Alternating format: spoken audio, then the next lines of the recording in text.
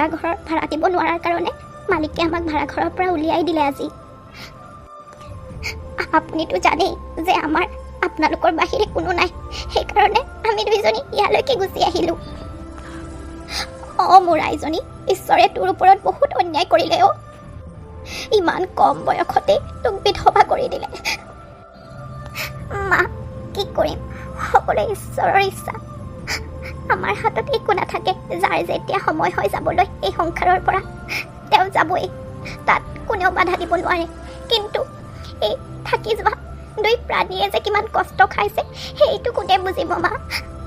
শুনিছানে, আহি গ'ল তোমাৰ মৰমৰ ভণ্টি, তাকো বেগ ভৰ্তি কাপোৰ লৈ আমাৰ ঘৰত থাকিবলৈ। ইয়াতে থাকিব যেন পাইছোঁ আৰু একেবাৰে এতিয়াৰ পৰা।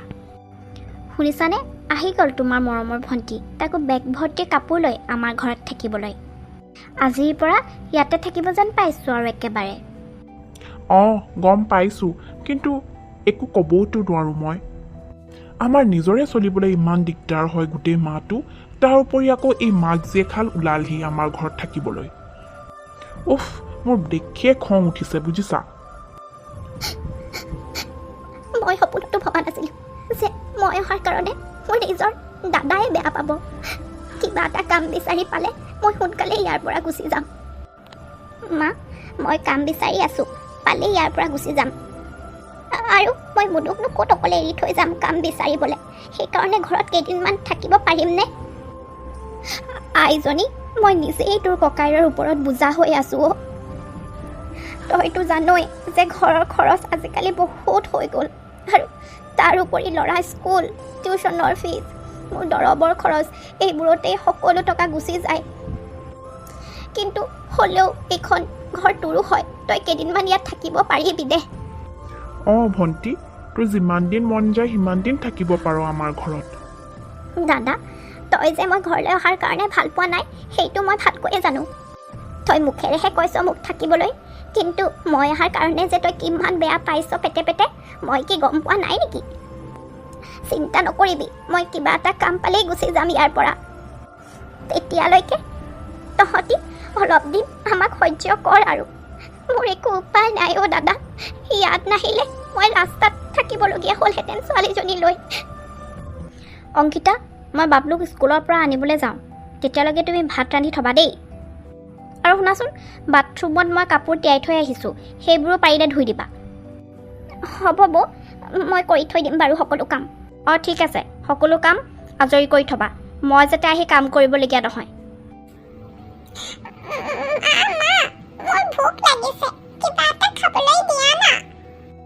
ঐ, আমাৰ ঘৰত কি টকাৰ গছ আছে নেকি হা, যে গোটেই দিনটো তোক খাবলৈ দি থাকিম? যেতিয়া খোৱাৰ সময় হ'ব খাবলৈ পাই যাবি, বুজিলি? এতিয়া আঁতৰ হ মোৰ চকুৰ আগৰ পৰা।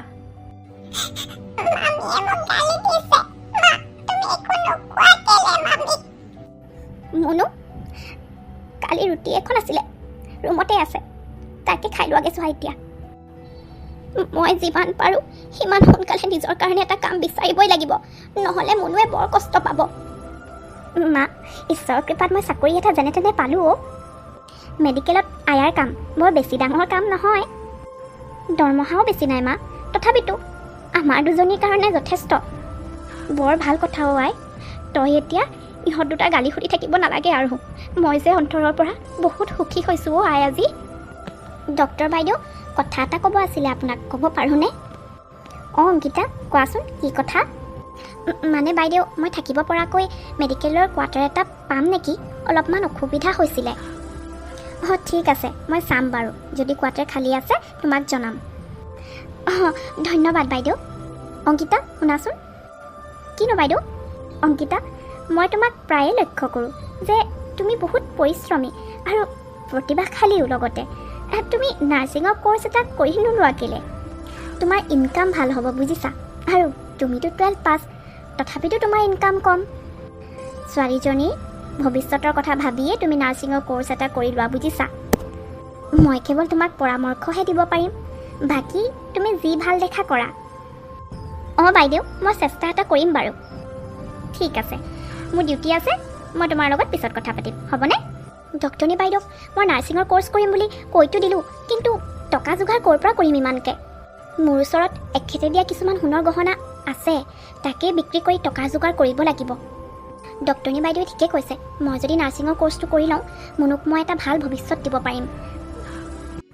হেল্ল', কি হয় নেকি? বৰ ভাল কথা পায়। তই যে এতিয়া আয়াৰ পৰা নাৰ্ছ হলি, মোৰ শুনিয়ে ভাল লাগিছে মনটো জান।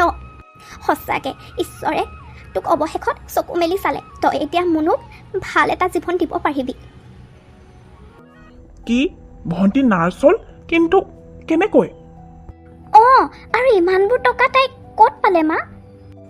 তাই নিজৰ লগত থকা সোণৰ গহনাবোৰ বিক্ৰী কৰি টকা গোটালে। বাৰু যি কি নহওক, এতিয়া মুনুৱে ভাল জীৱন এটা উপভোগ কৰিবলৈ পাব। বেচেৰীজনীয়ে এটা সময়ত এটা বিস্কুট খাবলৈও পোৱা নাছিল এইখন ঘৰত। মা, আমাৰ ভুল হৈ গৈছিলে, আমাক ক্ষমা কৰি দিব।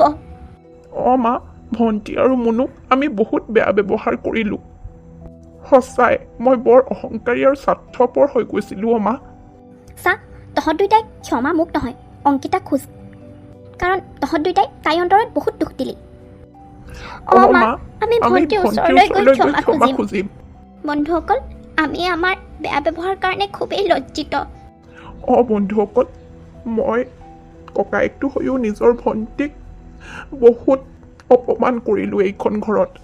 কিন্তু আজিৰ পৰা আৰু তেনে ভুল কেতিয়াও নকৰোঁ আমি। বন্ধুসকল, আমাৰ কাহিনীটো আজি ইয়াতে সমাপ্ত কৰিছোঁ। আশা কৰোঁ আপোনালোকে চাই ভাল পালে। আৰু আমাৰ চেনেলটো যদি এতিয়ালৈকে আপোনালোকে ছাবস্ক্ৰাইব কৰা নাই, তেনেহ'লে ছাবস্ক্ৰাইব কৰি দিব আৰু লগতে বেল আইকনটো ক্লিক কৰি দিব। ধন্যবাদ।